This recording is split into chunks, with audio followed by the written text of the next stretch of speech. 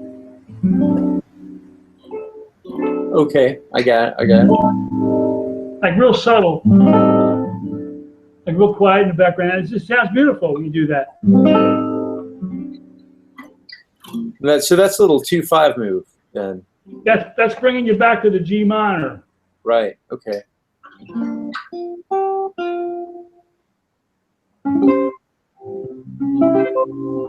How about this chord that you and I used to show you this one before, the C7 like this? With the flat 9 in there. Bar it. Right. With the C on top, right? See. Here you go. Okay.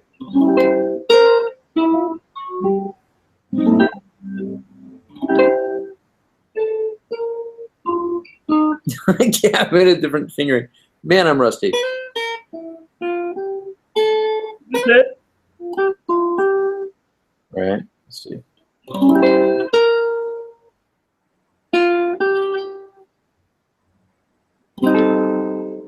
And then just bring it down real nice. You got your melody note right there.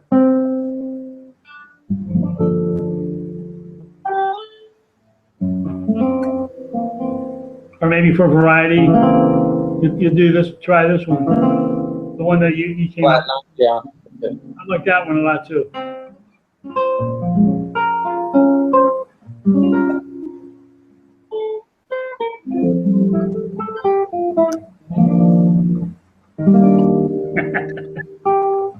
I did the E flat the second time. I just wanted to do something a little different the second time. When I did this,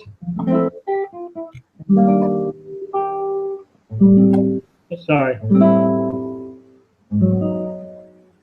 You know what I'm saying? I did.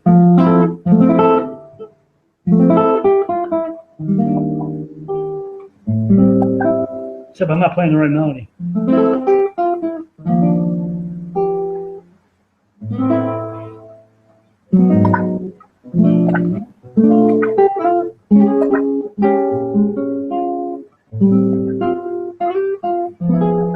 I like that 13 flat 9. It's the same. It's the same.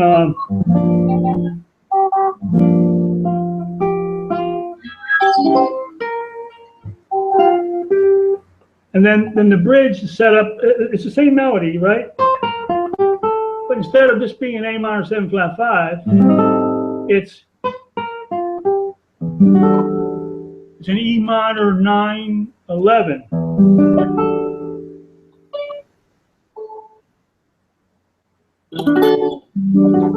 Now, see, you automatically are playing your E here, but I would like you to get into the habit of omitting that one and play the 10th for fullness. The guitar sounds a lot wider. Yeah, you have your open E and you have your G here, your 10th. Oh, I see. No, you're in the right place. Yeah. All right.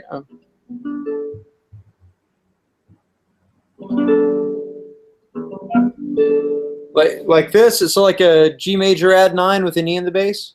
Not to get all theoretical, but just to. You might have. Let me hear note by note there.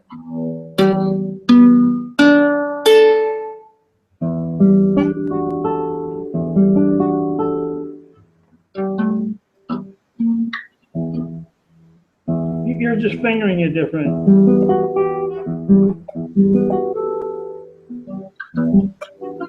I mean, you could do this major 9 chord right here. I see what you're doing. I like yours better because I'm not getting that D in there. But if you play a major 9 chord, the fingering.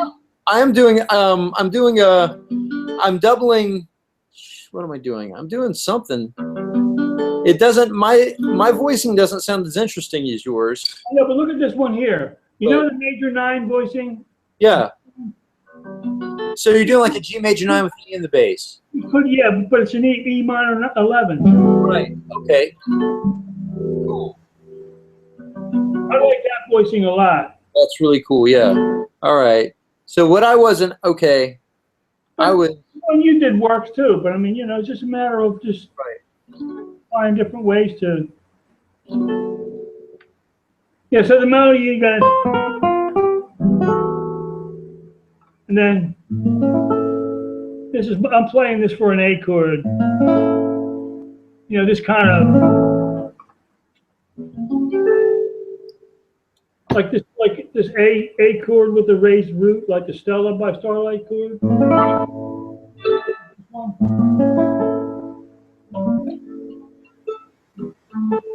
I'm at the 5th fret here. You're way up there. Yeah, like this. Right. Okay. And just lead into the 3rd like this. Watch.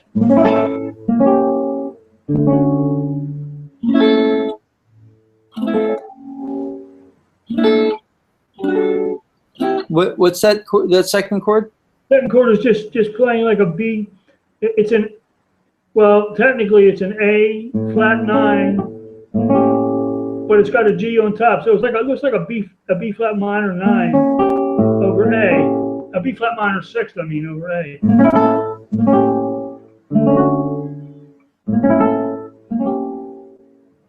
It's real easy to play.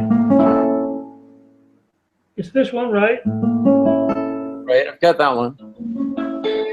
Keep your B flat note and just add the G to it. Add the G, make the A go to G. Yeah, but G on the B string.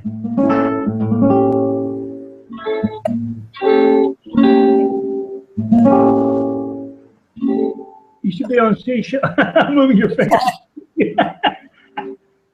Okay, so Funny. You should be on C sharp.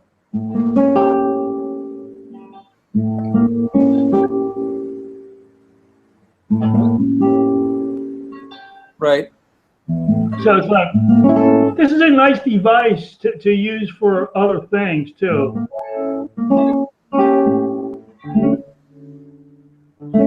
It goes right to D major 7. So the melody is, so it's, Okay.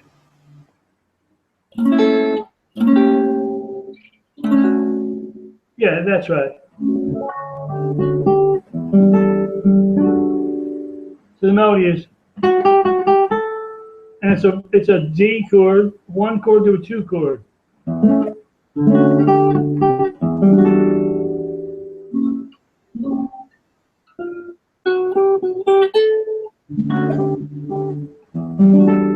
So I have this on D major. I have this, just real quick moving. I play the E minor 9th like this.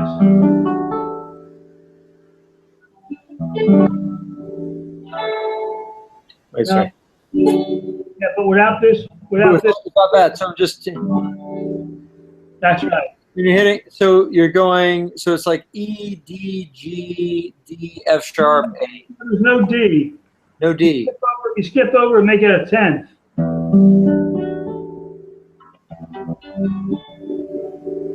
You know what I mean by 10th? It's like a third higher? A third? Yeah, so here's a G. Instead of a G, is a 3rd higher than it would be from this G. All right. And so you're just muting that A string with your index finger? Yeah, this finger. Yeah.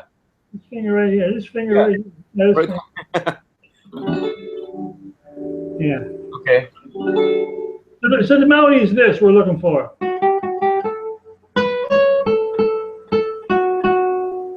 So in other words, so the next chord is really written, it's like an F sharp minor. So it's like this.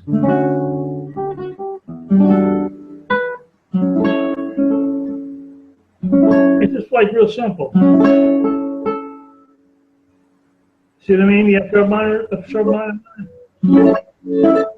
Right.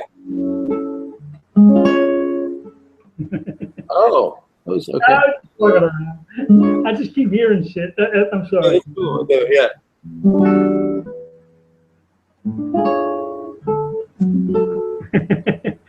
I like that delayed resolution. But you can't do that, even though I like that sound, because the melody it goes to A too quick, and that's not going to fit. I'm my worst enemy.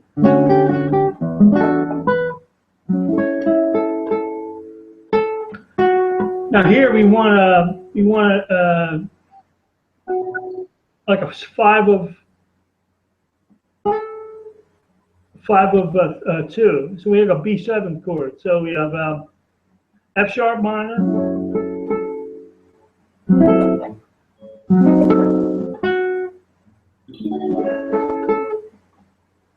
I was trying to diminish here.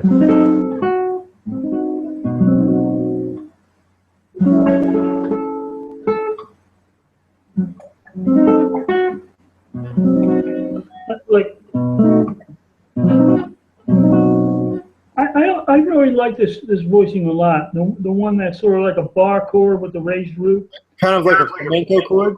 What? Like a flamenco. Yeah. I have a lot of use for that. For like if you're looking for a flat 9 sound, instead of putting it here or up here, you put it in the middle. You know, and you have these other melody notes. Like I was playing a diminished right here. Like this pure this diminished form.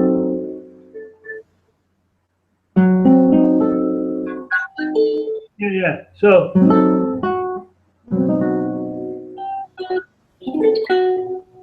And then that Spanish chord. It's called a Spanish chord.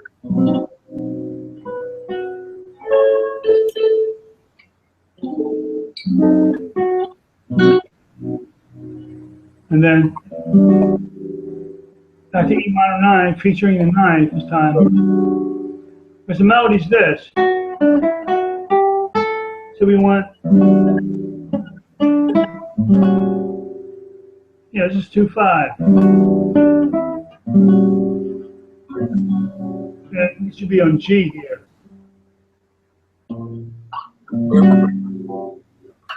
It's like this. It's an A13, the flat 9 in the bass. Right. Okay. Yeah.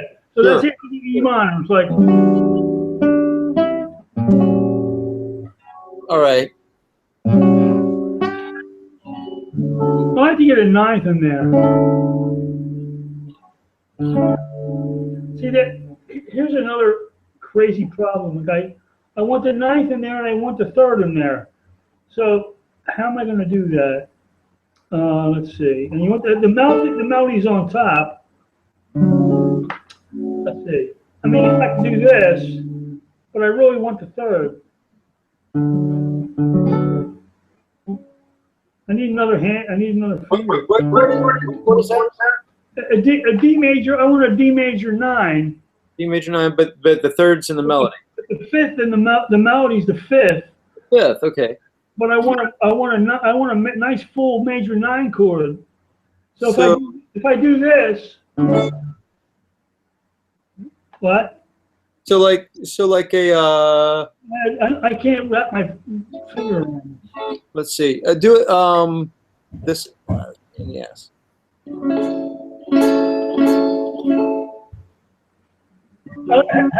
That's good. How are you getting the A there? You're barring your finger? I'm barring with my ring finger.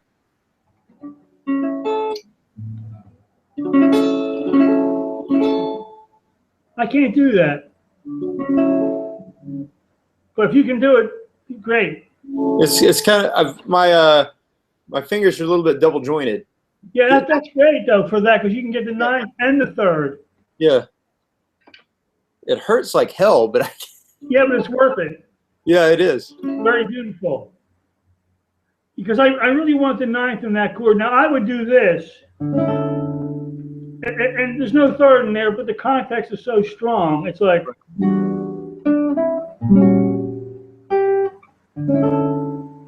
that sounds beautiful. You know, there's the third's not in there, and then you have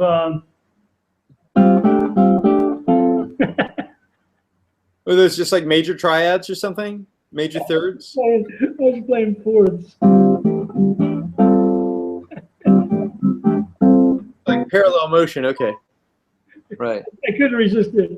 It's supposed to be different. I was doing that. Here's a D minor, right? like just fourths from D. Right. The melody. So it's going.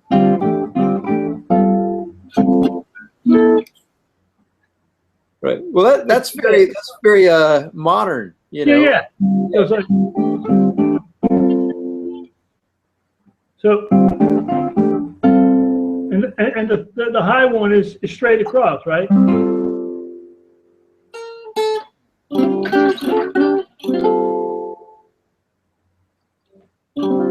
Right. But that sounds different when you do it that way.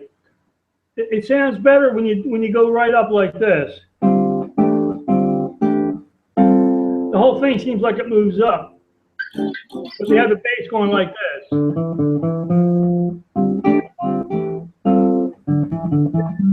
The bass is going up.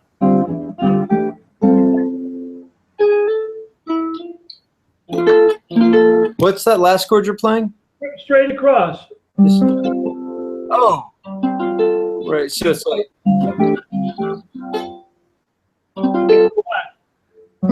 Sorry. And then C sharp 13th.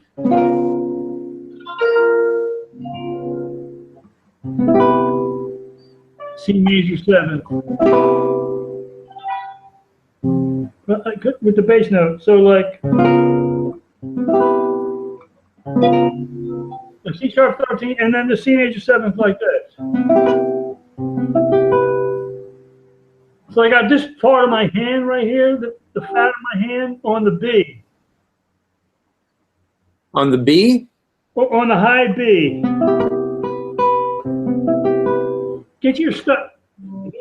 Get your stock major 7. Okay. Oh, and you're doing the. Yeah, like that. I'll do the country version. Giordano thumb method. Yeah. So, but the chord before that is 13th. Okay.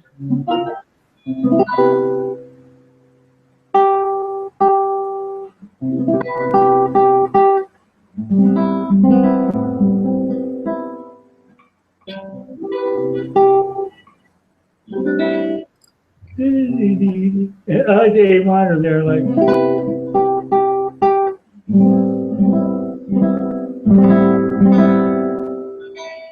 You're not hitting the B in there, though, are you? Oh yeah. Okay, you all right? It's like the melody is.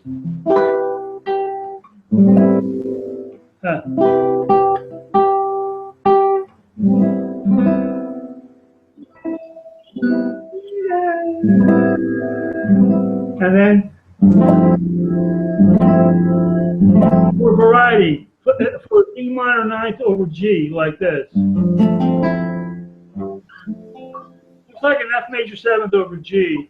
Right. With the F here, not the E. Okay, so it's like a. So it's like a G7 sus chord with an E as the. You can call it that if you like. I'm trying to get fingerings. I'm not trying to theoreticize or anything. Yeah. All right. Look at this.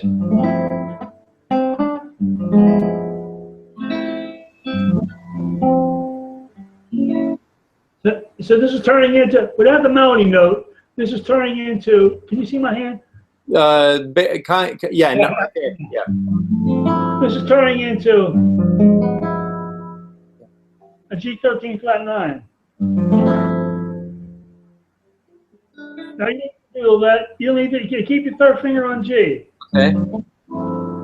Just lower the A and open the B. Those open B and E in there. Okay. It's like an E triad. Yeah. All right. Oh, that's cool.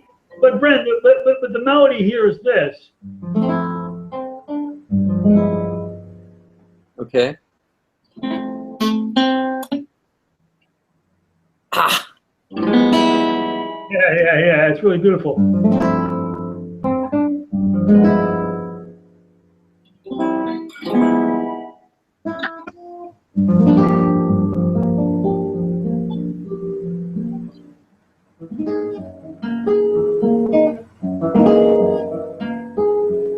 F sharp with a 9. 9. Leading. So you have this.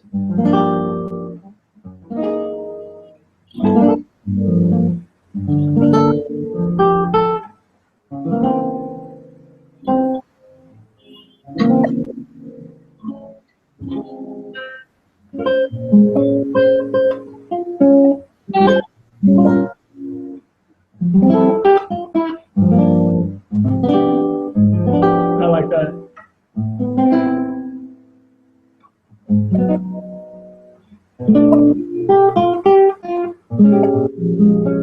Here's the ending. 13. Now the very closeout is this is G minor. This is the last. This is the. And we'll go through the whole thing, but this is the last. The last phrase is melody is. Sorry. So it's G minor 9 way up here.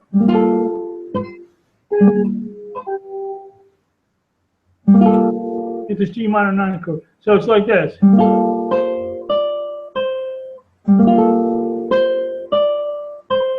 Oh, let me get my hand in there. Okay.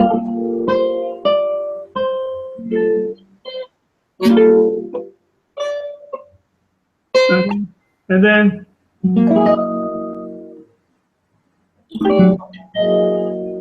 F sharp 9, 13.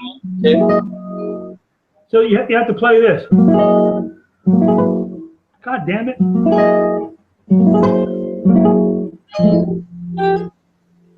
What's that? Those 3 notes are on the F sharp chord.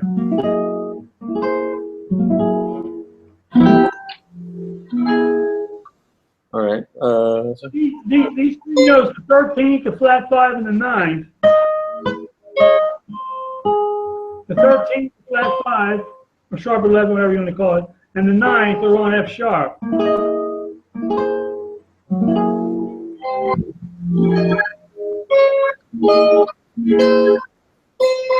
Yeah.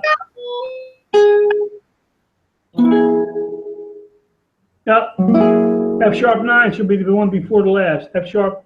F sharp. Okay, I'm getting too fancy with that. All right. And F major 9. F major 9? At the end. Yeah, so the last 2 are. That's okay, cool. So it's like this. So that last phrase sounds like this. Listen one time. Last phrase.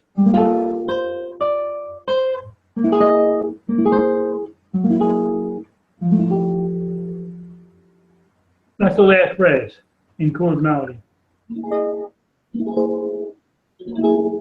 Now just bring the bass note. Just bring the bass note in on the last 2. Okay. So you gotta have the G here.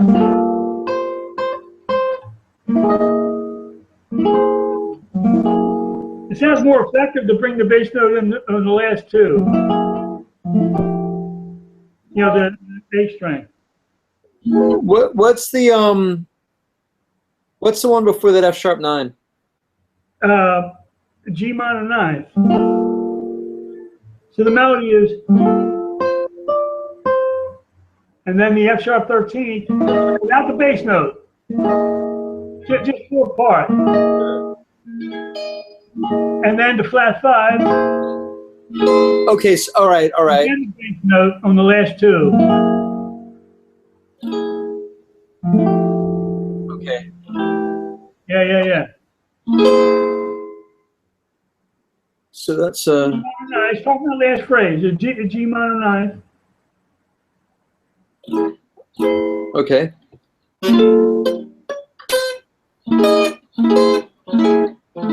That's it. That's it. Now let me go over it, the whole thing. All right. All right.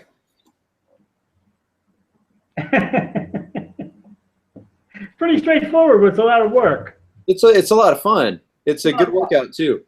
but I want, you know, I want some of this to just the way that I'm thinking of things. And I mean, this is an easy tune. When we get to some other tunes later, I assume we're going to be doing this once in a while. I'd love to. That we could, you know, we could get deeper. But I just wanted to show this is the tune I thought about. So in the beginning, again, I'll just start it from like I'll do rubato, right? Mhm. Can you hear me, right? So.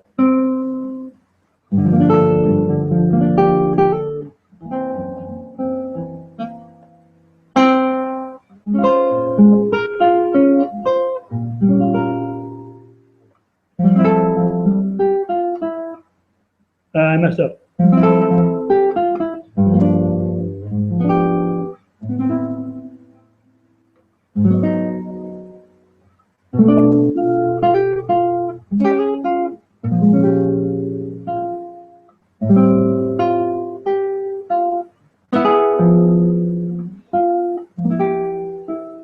I have to get that. I want to decide how I want to play that.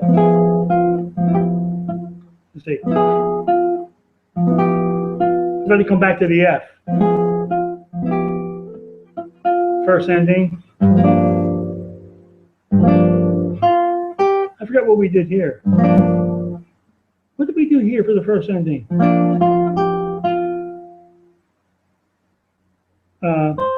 What did we do here? Oh, I know. Did we go?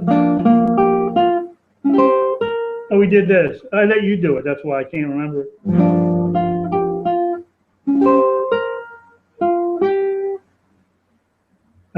Oh, the A minor 7.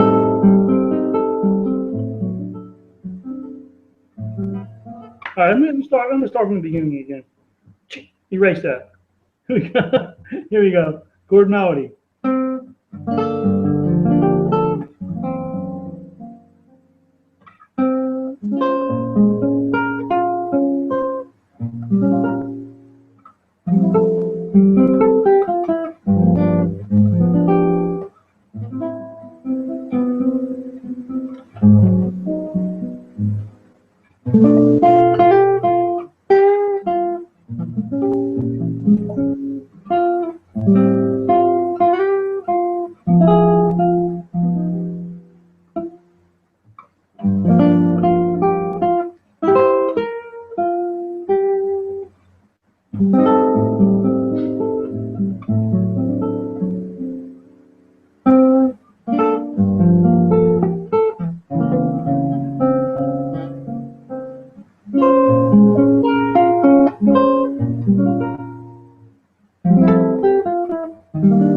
Sorry, how to do it.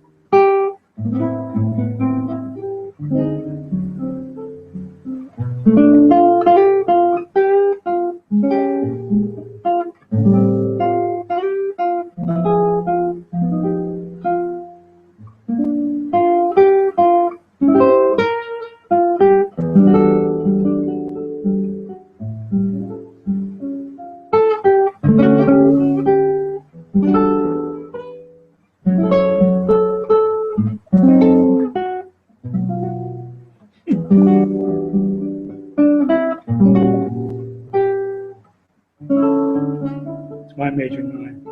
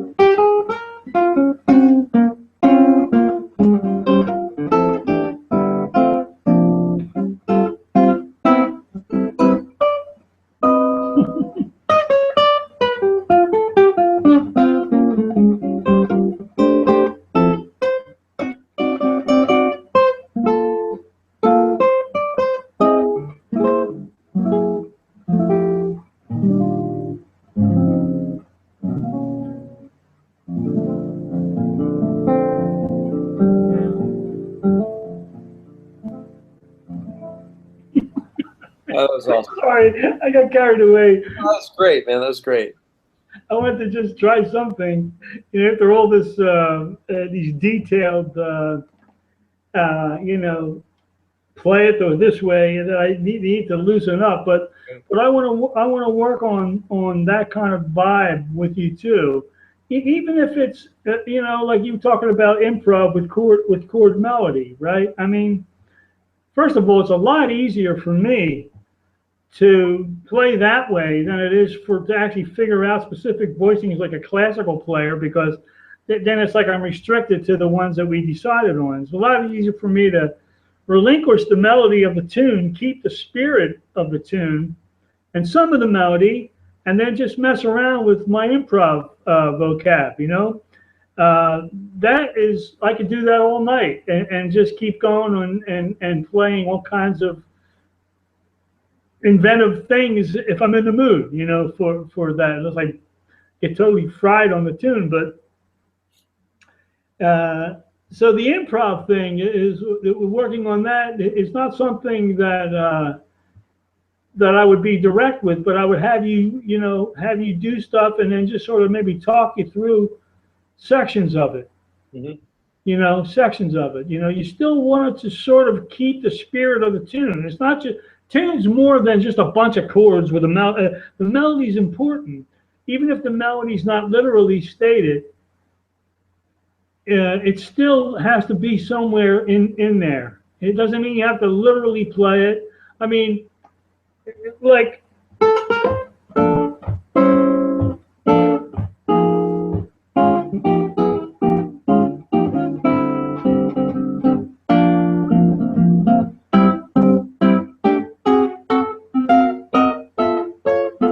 See, it still has that when something gets blue vibe to it, not because of the chords, but also the phrasing and the way that I'm sort of playing the rhythmic ideas of the melody without necessarily thinking about it, just sort of subconsciously, because we're affected by the tune. Like that's why I say it's important to know the tune. It's influencing your choices because you're kind of hearing your way through it.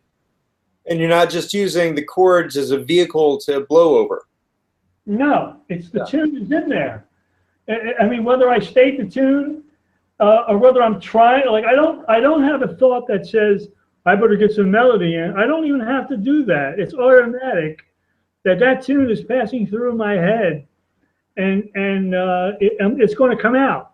It's sometimes literally, but often just the spirit of it. Maybe that means, what is the spirit of it? Well, I don't know. To break it down, it's like the phrasing maybe, or maybe the feel of it, It's got that mood. It's like it's very much a ballad, but it's got those, like that blues tinge to it. That particular tune does. Yeah. It does have that blue. And my style of playing just now, when I was trying to improvise, I put it in time, and I turned it into, I think, would be like a miniature big band arrangement of kicks and. Yeah, I was hearing those 1 second parts in there. Yeah. Yeah, I was trying to think in those terms, and it's not how many chords you know. I mean, it does help to know a few chords, but that's not what it's about. It's not like knowing a million versions of a million chords. It's about how to make what you do know speak. To get the most out of a chord. Or I could just say, here's a G minor chord, a G minor seventh. Well, I can.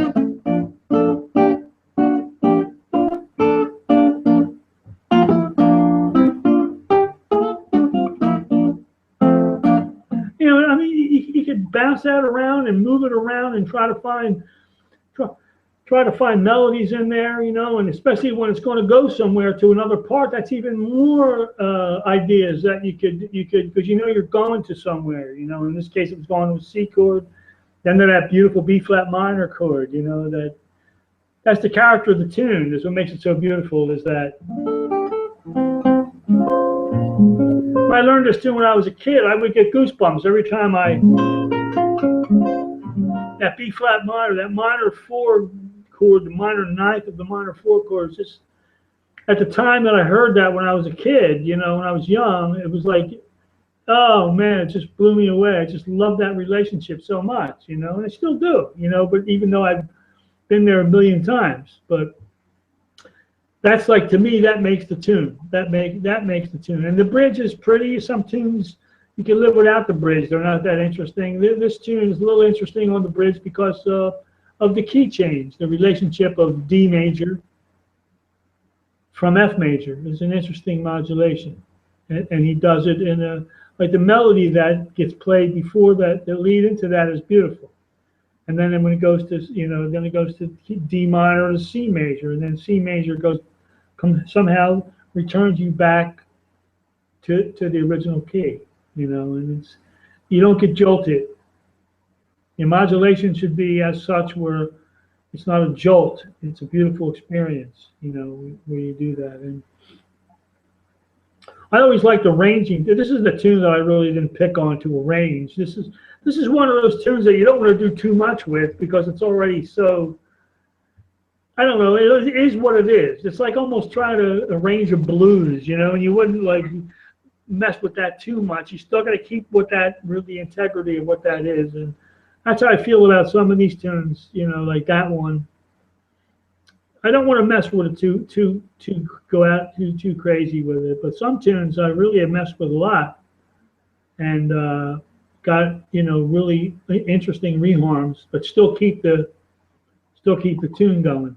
So reharmonization and chord melody are linked together, but reharmonization in itself is a real deep subject. I mean, reharmonization on the guitar, chord melody on the guitar, requires some sacrifices and some limitations because you have 6 strings, and you know, you have to really be inventive to find ways to pull off these subs that you want to use. And you don't always have to have, you know, 6-part harmony, or sometimes even just 2 or 3 parts could do enough. I mean, you know what I mean?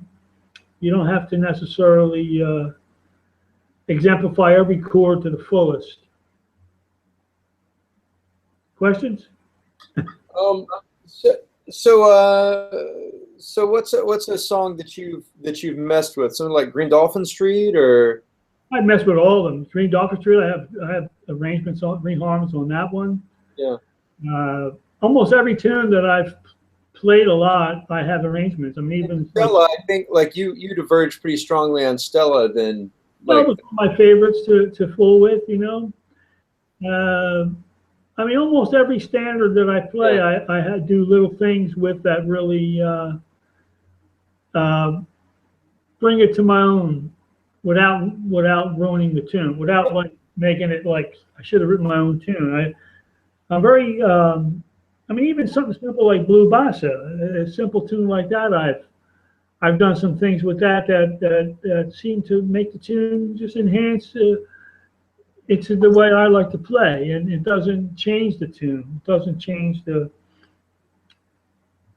what that tune's about. Wine and Roses. I mean, all those standards that I play, I have arrangements. I have arrangements on all of them, and I mean, on dozens and dozens of them, I have arrangements of them, and some elaborate ones. You know, like the Christmas CD is an example of taking Christmas tunes. Right. And really being elaborate with those arrangements. You know, like I did, we all did I did about 4 or 5 of them, and the other guys did a few of them. But you know, Have Yourself is one that should be studied.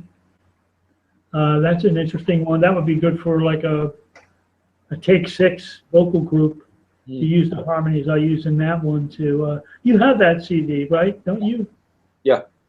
Yeah, well, if you listen to that particular piece, I mean, all of them have different kind of changes, but that one, the melody's so triadic that it's begging for other things because the melody's always going to be intact. You know, I mean,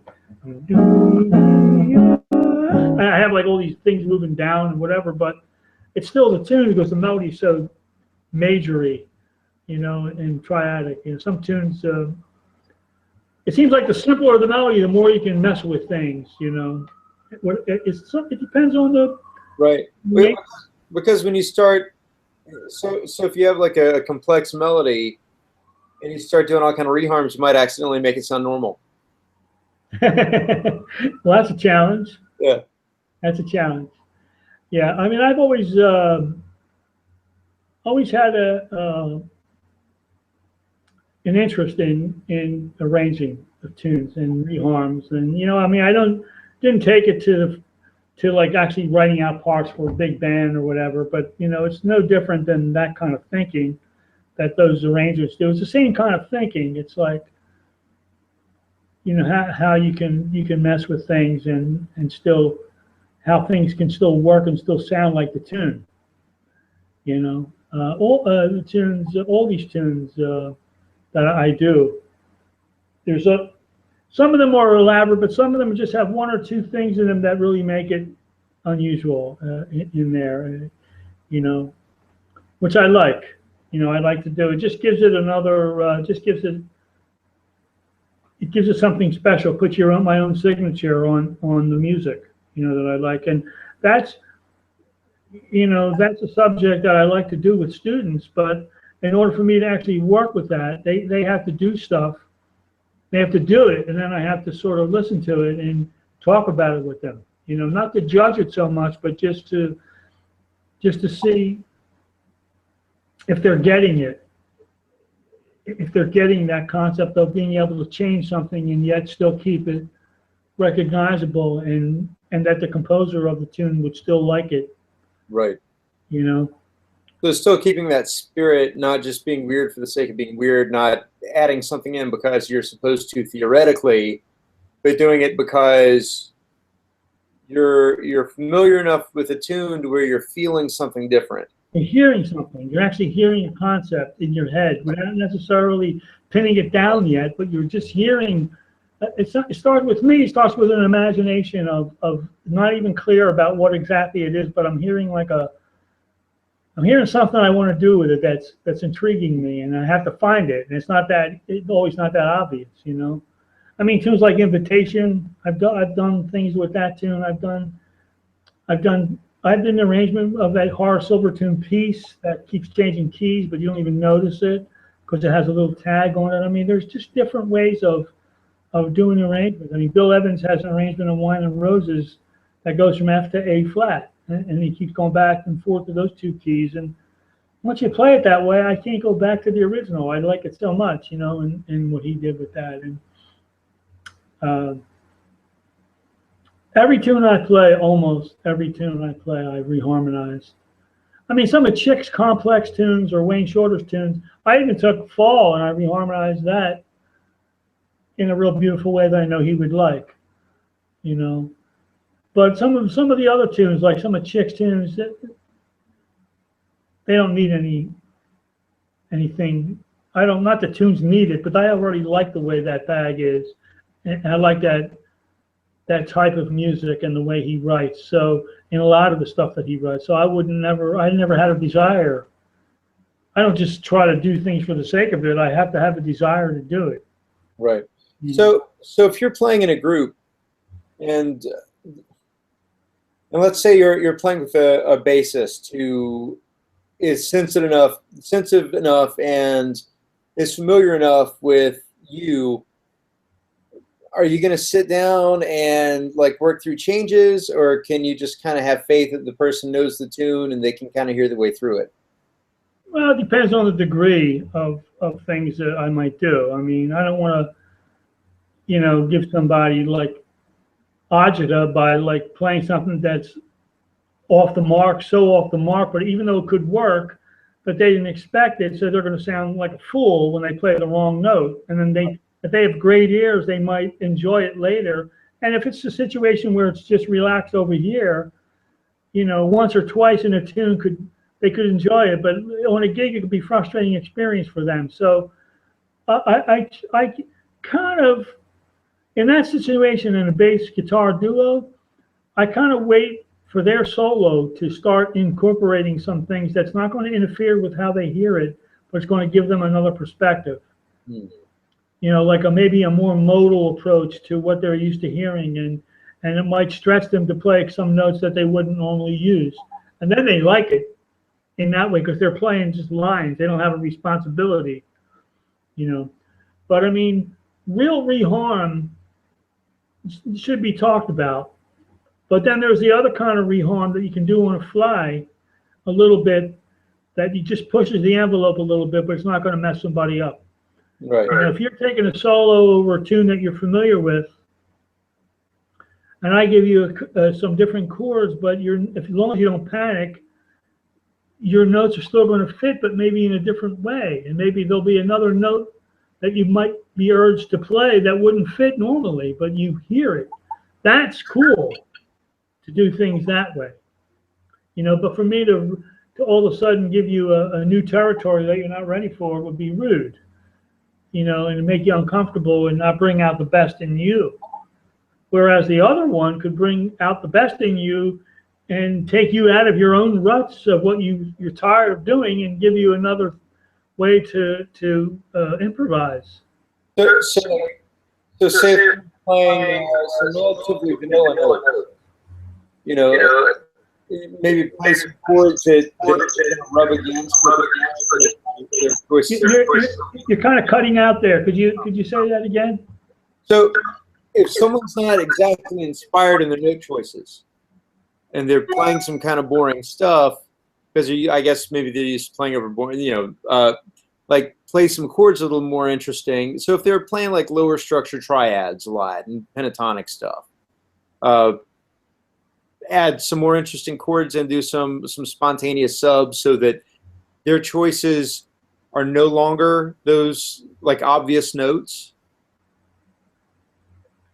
Kind of, but not to a point of making them uncomfortable. Okay. You know, I mean, just in a case in point, if you're playing over a C major seventh and you're used to hearing this sound and you're playing some notes, go ahead, play some notes. But then instead of that sound, you're hearing this sound, still thinking the same thing.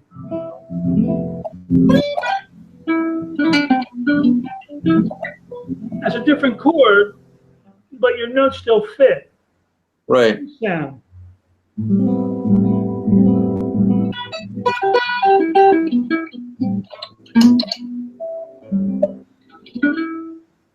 But they sound a little different color. That's just a silly example, but I mean, that's an example how you're not going to be necessarily sounding like you're wrong, but you might have a different influence or a different color underneath that you might want to do something a little different.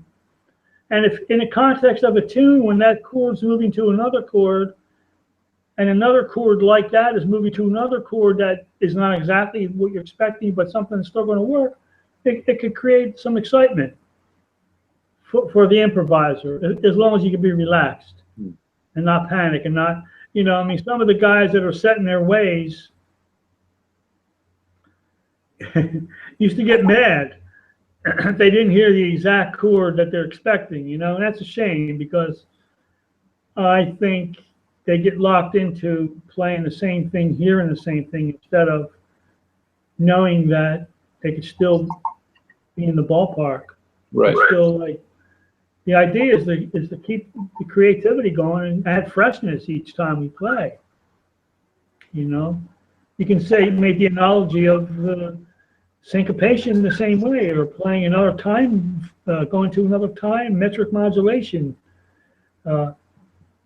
Instead of being uncomfortable, to go with it and try to learn how to hear those relationships, how 4 and 3 can coincide in an interesting way, and how the feel, a different feel of something could change the way you normally play, and that's what you want. You want to get another perspective all the time in this music. You want to be taken to new places. My goal is to always be taken somewhere new. You know, when I'm improvising, instead of me being tired of my own shit. You know, it's a little challenging, but it's worth the challenge. You know, and if I'm real notey, then there's not much you can do. I mean, if you play with people that really listen and play, try to make melodies instead of being on some kind of mission to play 50,000 notes a bar, you can't do much with that because they're not interactive at that point. They already know what they're going to play, and they're not going to deviate. Right. So the music itself is boring at that point. It's not technical displays. It's the object is to explore new territory and make these travel new worlds. You know, to go to places that we haven't been, and Right. that's the excitement of it. You know, not regurgitate what's been done a billion times. You know, So where do you get inspiration? where do I get it? Yeah, where do you get it? It goes up and down, my friend. I've been depressed lately, so this is not a good question for me at this point. Yeah. Oh man, I've been there. Know all about that. You know, I get down not on the music itself, but just on, I don't know, maybe it's my age. You know, I don't know. I mean, I don't know what it is, but I haven't been my happy-go-lucky self these past couple months, and I don't know why. It's a lot of things. You know, I don't know whether it's related to music or whether I'm just sweating all day long in the heat. Yeah. You know, or whether I don't know. It's just a lot of factors, you know. But inspiration, doing something like this, getting into teaching, you know, which is important to me, and doing something like this and making videos. I mean, this isn't going to be a perfect video by any stretch, but that could fire me up a little bit and you know, get me inspired, some inspiration there. You know, try to draw inspiration from a lot of different things. You know, it's up and down though, it really is. And lately, it's not been great. Yeah. But that's just, you know, we're trying to work through it. Right. And it's, I mean, it's a struggle, you know. I mean, any kind of art, you've got, I mean, I don't know if I get stale a lot. You know, it's like you get used to the stuff you're playing, and it's weird because like you don't want to play stuff that's going to surprise you because then you're playing shit that you're not really hearing. But you get, you know, it's like where do you get the new stuff? You know, where can you find something? Especially, you know, I mean, I've been playing for 30 years, and I don't know, you probably have 20 years on me. So, you know, like after that point, how do you get new stuff? How do you get, you know, like new input into your subconscious, and you know, like where you're playing stuff that you get excited about? You know, it's a head game. Sometimes, you know, new tunes can give you some new things. Sometimes composing, sometimes having a couple musicians who want to work with you, that you guys want to work on some arrangements together, or a tune that you might be writing, or somebody else's tune they're writing. Sometimes that could bring newness to what you do. Taking a break and just listening to music could be good in your subconscious. You know, I find that if I was playing, you know, 5 nights a week, I would be in some ruts too. I would go through the ruts. I would be more too familiar with what I do. Right. Put it in that way, and it would be harder and harder to keep the feeling of newness. But if I don't play enough for that to happen to me, but I've experienced that when I played more, those kind of ruts of feeling like just fried, like I don't want to do this tune. I don't have anything left on this tune. I need to take a break from this tune for now, you know. And you know, it's just every day it's a challenge, you know, in that sense. But definitely ruts are part of being an artist. I mean, how do you grow? I mean, space from it is one way. Hearing other players and trying to draw something from what that music is giving you. It's hard to even find music that inspires me. I'm so freaking fussy with what I hear. Right.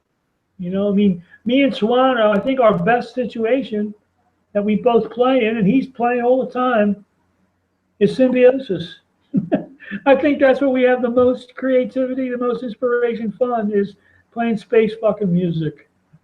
You know, there's no structures, there's no changes, there's no soloing. It's just pure creativity and space and moods, and all kinds of elements pop in, and sounds. And I think we find that the most creative outlet right now. Even though there's nothing to do with the music Right. can never be duplicated except just playing the recording again, but we can never repeat a performance. we want somebody to use this music. It's so interesting. You know, it's so interesting and unpredictable, and so many elements in there. Uh, I get inspired from teaching, you know, from playing with my students, you know, feeling we all need to feel like we're contributing. I had some weirdo from California 2 days ago write me this hateful comment on my video, my dolphin dance. No, it's an instructional video where I'm talking about modality, trying to straighten out the old school teaching about how modes can really be heard. And I made a good, and I get a lot of feedback, positive feedback. But this one guy, I can't. He says he studied with me about 30 years ago, and I'm arrogant, and I overcharged his lessons, and basically ruined his life. He quit for 5 years after he studied with me, and I cannot, for the life of me, think about anybody that I ever would do that to, other than inspire them, and it's driving me crazy. And he goes on this YouTube, and he starts like trying to contradict everything that I'm saying. The title of his comment was wrong, and he's talking about like it's called a pedal point, not a drone, or some kind of, he's like picking apart things I said. And Right. First I was nice to him. I said, you must feel a lot better after venting all these, if you pen up 30 years of hatred and you got it out. I said, hope you feel better. But then he kept on going on, and I didn't want to like get arrogant and say, you're a fucking asshole. Come to Philly and I'll kick your ass. That's what I felt like saying. But I just kind of just said, you're messed up, man. I said, everybody else can't be wrong, can they? Yeah. I could have like hundreds of comments of people that tell me I changed their life and they love my teaching and all this stuff. And I don't know where these people come from. I don't know what I did to this guy, but that bothered me a little bit. I'm thinking, I know you can't please everybody, but right. Come on. Maybe he's one of these guys who wants to be spoon-fed. I don't know. I don't even know where he's coming from, but there was nothing but deep hatred. Wow. He kept on using the word, hey, genius. He kept on, like, in a sarcastic way. Yeah. It's almost funny, but it's just like you're thinking. I mean, I take my teaching seriously, and it's important to me to inspire people, not put them on a good track, and not be dogmatic either, Right. And doing a video on YouTube, wanting to get into a subject that, not in these days now with school, that's no longer a problem, I don't think, with most people, but well, for years it was like, Phrygian,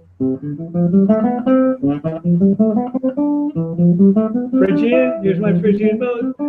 Sounds nice and happy. Why does it sound so happy if it's Phrygian? Well, how about this one? Oh, well, that sounds dark. Well, guess what? It's the same fingering, same scale. Why is this one dark? And why is this one all happy? Come on, man. Think about it. Oh, my God. So it was like, I went through this shit myself. I'm thinking, why does it sound so happy and majory? Why do they all sound like C?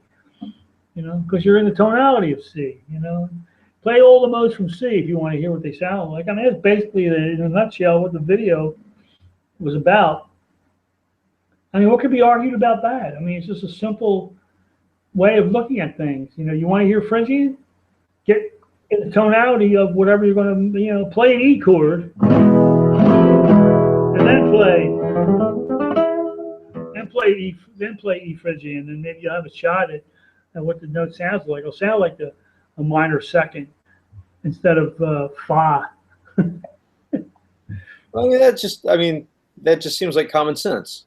It does now, but you'd be surprised that people, if somebody's playing a 5 chord in a tune, they think they're playing Mixolydian.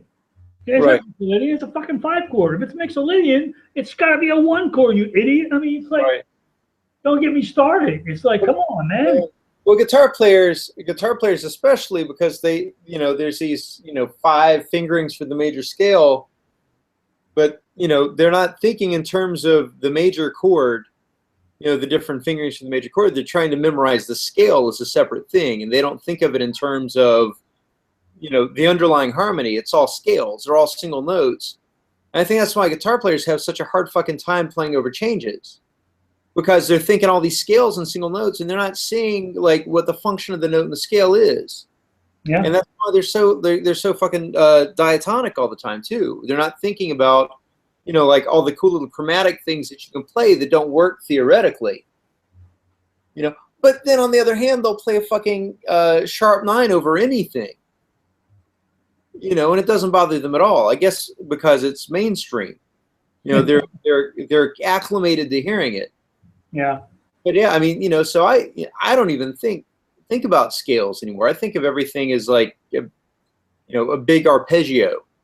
Like I always think of every note as, like functionally. I mean, that's just how I see it now. I see it in my head as, like what's the function of this, and it's easier for me to hear it and see how the notes transform their identity as the chords change. Just to make it more like the guitar neck is just universal. It's just universal. It's like everything is everywhere, and it's just a matter of knowing what you're hearing and what intervals you can play on the guitar, what you're hearing in your head. I mean, that's really what it is. When you get an equilibrium, I mean, you should be able. The guitar neck shouldn't play you. You should play. You should have control over what's coming out on your neck from what's in your head, what you're hearing in your head or your heart or wherever you want to put it. Right. I did a video in Italy once, and I did rhythm changes, and I went, and every once in a while, and I would just sing, but I wasn't playing the notes. And every once in a while I would check in, and they would see that the notes I'm singing are the ones that I'm playing. So it kind of, I want them to see that there's no difference between what I'm hearing and what my fingers are pressing down, whether it's melody or even chords. When I want to play a texture of a chord, I already know what I'm going for, so I know where it is. I know how it's going to sound. I know it's going to work because I'm hearing it. You know what I mean? Like when we were just doing that reharmonization, that chord melody of Sunny Gets Blue, there's a couple things that I just heard there, and I wanted to put them in there, and I knew that what it was going to sound like, and I knew that's a sound that I like, and whether it worked or not, I mean, it's just what I want to hear at the time. It has to be universal. It has to be, because if you think of scales, you're thinking of a limitation. That means you're not going to go out of that box. The scale becomes like a box that you're going to be locked in. And it's easier said than done. I mean, it takes a long time to do that, and the way it's taught is box-like. Right. You can't memorize the sound. You have to listen. You can't, like, intellectually. It's not like memorizing a history timeline. No. You can't just force yourself to do it. You've got to actually just play the guitar a lot and listen to a lot of music and sing when you play. I keep thinking, like, well, I was one of the first lessons, the inversion of the major seventh chord, and one of them was the major seventh and the bass. I mean, like, what the hell is somebody going to do with that when they're just a novice in music? I mean, what are they going to do with that? Come on. I mean, it's the ocean chord. Right. What are you gonna do with that? I mean, they're just idiots. You learn that, that's part of it. So you have these guys that are playing that instead of the major seventh chord, and it's like, sounds like shit. They're not thinking of anything like that, and that would open things up. God forbid.